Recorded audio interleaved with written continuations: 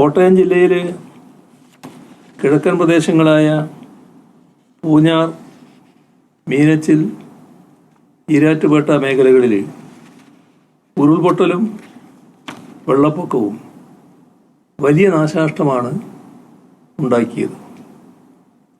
പൂഞ്ഞാർ തെക്കേക്കരയിൽ ഉരുൾപൊട്ടി ഉറങ്ങിക്കിടക്കുകയായിരുന്ന അമ്മയ്ക്കും മകനും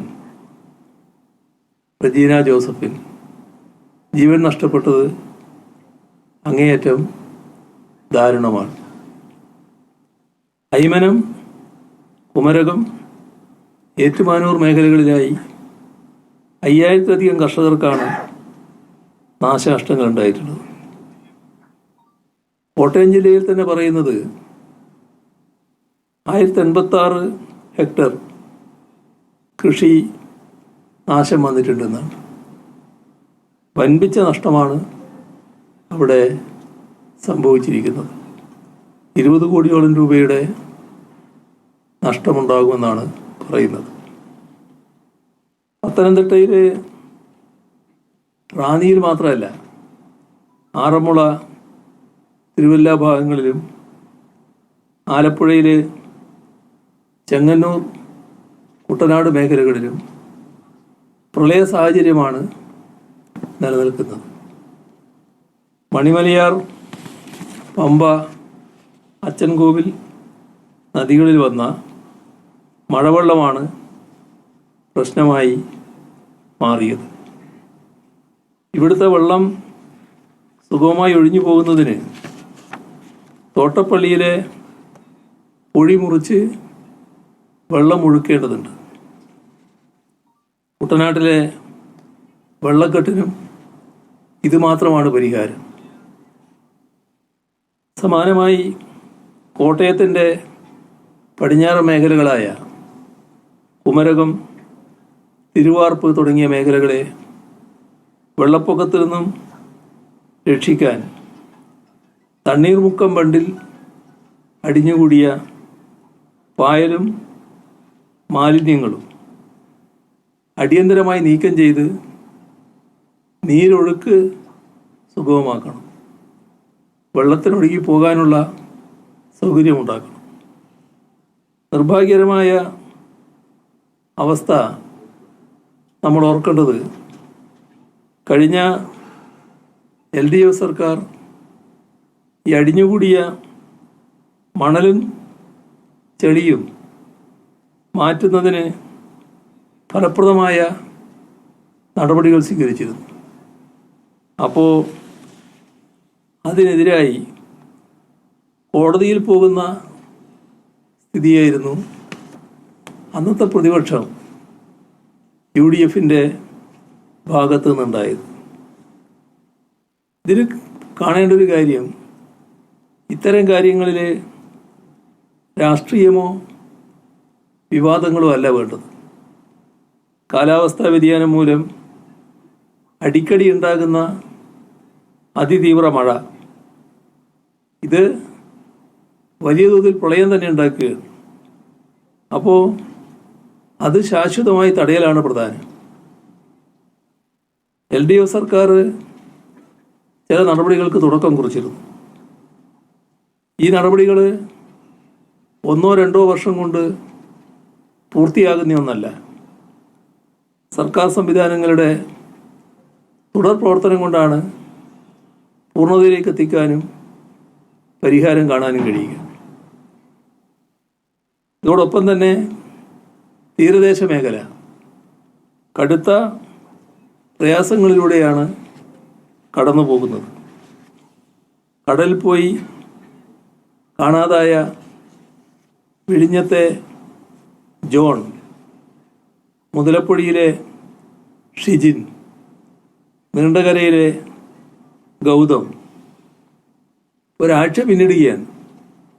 ഇതേവരെ കണ്ടെത്താനായിട്ടില്ല. അവരുടെ കുടുംബങ്ങൾ തന്നെ പ്രത്യക്ഷ സമരപാത എടുത്തിരിക്കുകയാണ്.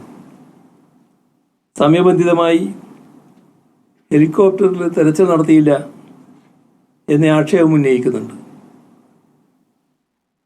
ബന്ധപ്പെട്ട മന്ത്രിമാർ സ്ഥലം സന്ദർശിക്കൽ, അന്വേഷിക്കൽ, ഫിഷറീസ് മന്ത്രി അതുപോലുള്ളവർ ഇവിടങ്ങളിൽ സന്ദർശിച്ചില്ല, അന്വേഷിച്ചില്ല എന്നൊക്കെയുള്ള പരാതിയും ഉയർന്നിട്ടുണ്ട്. ഇവരുടെ വേദനയിൽ പങ്കുചേർന്നുകൊണ്ട് അവരെ ആകെ ഒപ്പം നിർത്തുക, ഇതായിരിക്കണം ഈ ഘട്ടത്തിൽ നാം പൊതുവെ സ്വീകരിക്കുന്ന സമീപനം. അതിൽ ഉത്തരവാദപ്പെട്ടവരുടെ ഭാഗത്തു നിന്ന് അതിനനുസൃതമായൊരു സമീപനം ഉണ്ടായോ എന്ന് പരിശോധിക്കണം. ഇപ്പോൾ നൂറുകണക്കിന് ക്യാമ്പുകളാണ് സംസ്ഥാനത്തുള്ളത്.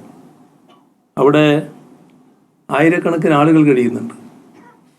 കോട്ടയം, പത്തനംതിട്ട ജില്ലകളിലായി ക്യാമ്പുകളിൽ 15,000-ലധികം ആളുകളുണ്ട്.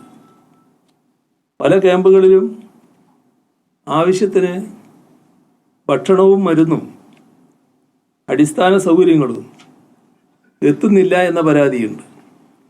അപ്പോൾ സർക്കാർ അടിയന്തരമായി തന്നെ ഈ കാര്യങ്ങളിൽ ഇടപെടേണ്ടതായിട്ടുണ്ട്.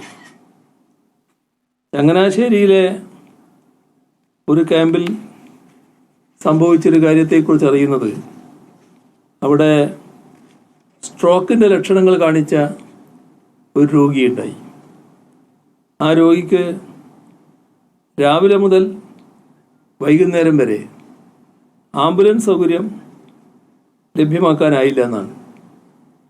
ഇത് ഭരണ സംവിധാനങ്ങളുടെ ഭാഗത്ത് വരുന്ന വീഴ്ചയായിട്ട് മാത്രമേ കാണാൻ കഴിയൂ. കുമരകത്ത് ആംബുലൻസ് കിട്ടാത്ത കാരണം കൃത്യസമയത്ത് ആശുപത്രിയിൽ എത്തിക്കാൻ കഴിയാത്ത 2 പേർക്ക് ജീവൻ നഷ്ടപ്പെട്ടു എന്ന ആക്ഷേപവും ഉയർന്നിട്ടുണ്ട്. ഇവിടെ പ്രളയ ദുരിതാശ്വാസ പ്രവർത്തനങ്ങൾ എല്ലാവരും ഏകോപിതമായി നടത്തേണ്ടതാണ്. ഒരു തരത്തിലുള്ള രാഷ്ട്രീയ വിവേചനവും ഇക്കാര്യത്തിൽ ഉണ്ടാകാതിരിക്കണം. എല്ലാവരും ഒന്നിച്ചു നിന്നാണ് ഇത്തരം സാഹചര്യങ്ങളെ നേരിട്ടിരുന്നത്.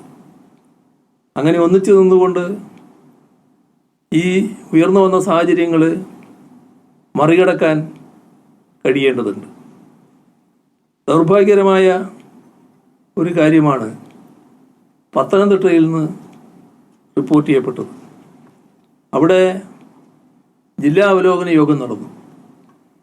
ആ യോഗത്തിൽ കോന്നി MLA KU ജനീഷ് കുമാറിനെ മാറ്റി നിർത്തുന്ന അവസ്ഥ വന്നു.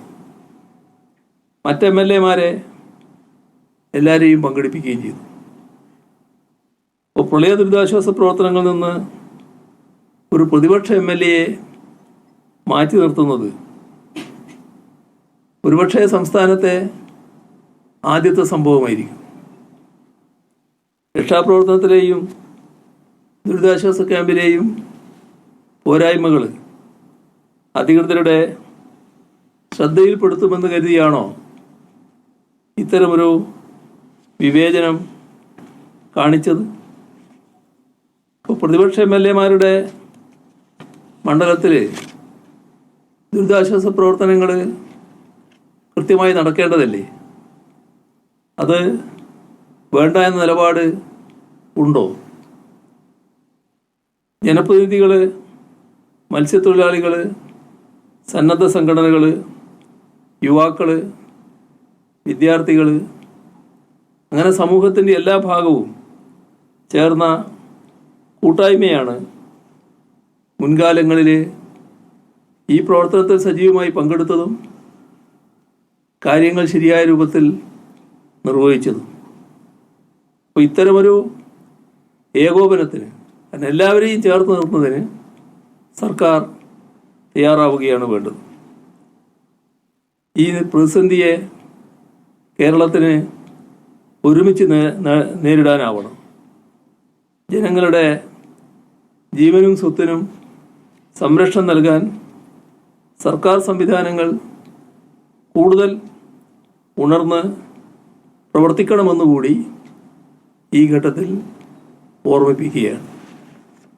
ഇത്രയാണ് ആമുഖമായി പറയാനുള്ളത്.